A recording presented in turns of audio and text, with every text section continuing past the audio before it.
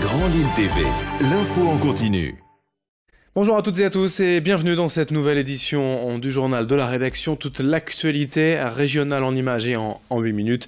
Avant toute chose, bien évidemment, avec l'ensemble de la rédaction, je vous souhaite une très bonne année 2018 pour vous, pour vos proches, le meilleur dans vos vies personnelles ou vos projets professionnels.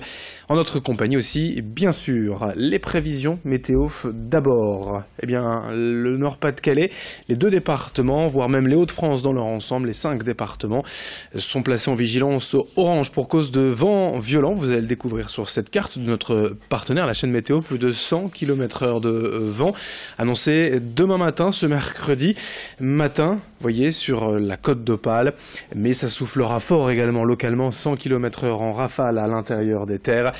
Vigilance orange donc pour cause de vent violent dans la région.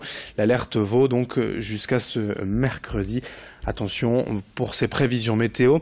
On en reparlera bien évidemment juste après ce journal. À la une, tout d'abord avec la nouvelle année, bien sûr, au 1er janvier. Il y a, comme toujours, plusieurs changements notables en France. Parmi eux, le chèque énergie, qui remplace donc les tarifs sociaux de l'électricité et du gaz. La nouveauté, c'est la prise en compte des foyers se chauffant au fioul, au pétrole et au bois, alors qu'avant, les tarifs sociaux ne concernaient donc que le gaz ou l'électricité. Ces derniers mois, il avait été testé dans 4 départements, dont le Pas-de-Calais. Il est désormais acté, généralisé. Pour en bénéficier, c'est très simple. Il suffit de remplir sa déclaration de revenus et en fonction bien de ses revenus puis de la composition du foyer, vous recevrez ou non un chèque énergie au montant variable. Explication du principe avec le président de l'UFC Que Choisir dans la région, association de consommateurs. Robert Bréon au micro de Xavier Silly. Les gens s'inscrivent avec les renseignements qui sont connus sur leur situation. Ils y ont droit ou ils n'ont pas le droit. Ils recevront ce chèque. Après, quand ils auront ce chèque en fonction, donc comme je l'ai dit, en fonction de leur situation, il faudra qu'ils l'adressent à leur prestataire et adresser la facture en même temps que le chèque. Si vous avez un chèque, un bon pour 150 € de chèque énergie, si vous faites une commande de fuel pour 300 €, vous adressez le chèque énergie de 150 € plus les autres 150 €. Donc c'est assez simple. Vous avez un chèque de paiement. Autre changement notable, les tarifs des amendes de stationnement désormais fixés par les villes elles-mêmes. Dans la grande majorité, les mairies en ont donc profité pour augmenter le montant de ces amendes, exception faite de la ville de Calais qui, depuis le 18 décembre déjà, elle a choisi l'inverse en mettant en place le stationnement gratuit dans le centre-ville. L'objectif est évidemment d'inciter les Calaisiens à venir faire leurs courses dans le centre plutôt que dans les grands ensembles commerciaux en périphérie. Avec Noël, l'occasion était belle pour les commerçants de profiter de cette mesure, mais qu'en est-il réellement? Quelles sont les premières impressions des professionnels à Calais? Témoignage sur place au micro de Corentin Escaillé. Oui, on va dire que c'est une très bonne initiative de la mairie, dans le sens où ça a permis d'avoir un petit peu plus de flux en centre-ville. Le frein du parking est toujours là, donc nos parkings, nos business, mais on voit que le paiement du parking reste un phénomène qui est assez rébarbatif par rapport aux consommateurs. Les clients, dès qu'ils ont su que c'était gratuit, forcément sont plus aptes à venir en ville et plus contents surtout parce que le fait de devoir payer, c'est toujours un petit peu rébarbatif. Maintenant, chaque client ne peut pas rentrer dans le magasin avec la voiture, donc après il faut qu'il trouve de la place parce que le fait d'avoir un stationnement gratuit fait malheureusement aussi parfois le problème des voitures tampons.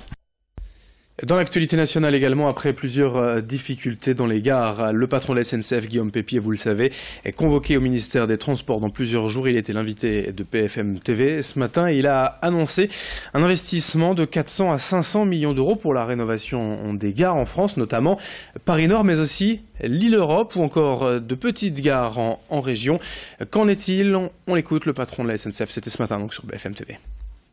Alors ça, c'est un très grand chantier. On va démarrer la gare du Nord, qui va être la gare des Jeux Olympiques. On va démarrer cet été. Et c'est un chantier absolument énorme. 400 à 500 millions d'euros investis pour faire de la gare du Nord, qui est la première gare d'Europe par la fréquentation, une très belle gare. Et puis, les pieds de gare ne sont pas oubliés. On va dépenser 20 millions d'euros sur toutes les petites gares. Et puis les gros chantiers, c'est Nantes. Les Nantais le voient tous les jours. C'est Rennes. C'est Lyon-Part-Dieu qui commence, qui est la première gare de France en correspondance. C'est Lille-Europe aussi. À ce propos quand même de ces travaux à la gare Lille-Europe, pas plus d'infos pour l'instant. On surveillera bien sûr les annonces prochaines de la SNCF. Dans ce journal également du sport avec les premières images de Christophe Galtier, nouvel entraîneur du LOSC nommé la semaine dernière.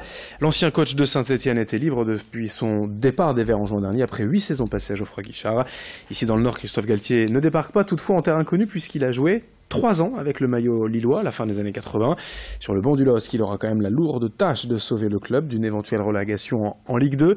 Aujourd'hui, à mi-parcours cette saison, les Lillois sont 18e en position de barragiste. Mais après 6 mois de pause, Christophe Galtier s'est dit très heureux de reprendre en main le LOSC. Brieux Gorchy était au domaine de Luchin lors de cette première conférence de presse. On écoute le nouveau coach lillois. Le projet 5e place, on va le mettre entre parenthèses. On ne l'oublie pas. On va le mettre entre parenthèses. On va se forcer à aller à l'essentiel. L'essentiel, c'est faire en sorte de sortir vite de cette zone très inconfortable, cette zone très dangereuse. Et pour ça, il va falloir qu'on monte du caractère, du tempérament. Je crois que, j'en suis sûr, si on arrive à montrer du caractère et du tempérament, on va amener nos supporters avec nous. Et le prochain match pour Lille, bien sûr, je vous rappelle, c'est le week-end prochain. Un déplacement au Mans en Coupe de France, et ça, on en reparlera. On termine en vous faisant découvrir un nouveau genre de métier, d'aide au rangement, ou encore home organizer, puisque le phénomène vient des États-Unis depuis quelques mois. Caroline Pajot accompagne ses clients dans leur démarche de tri, de rangement et d'organisation d'espace. Elle a pour clients des professionnels, des entreprises, mais aussi des particuliers, soucieux de faciliter leur quotidien en organisant mieux leur intérieur. Caroline Pajot insiste tout de même, elle n'est pas décoratrice, son travail se limite au rangement en utilisant les meubles déjà présents.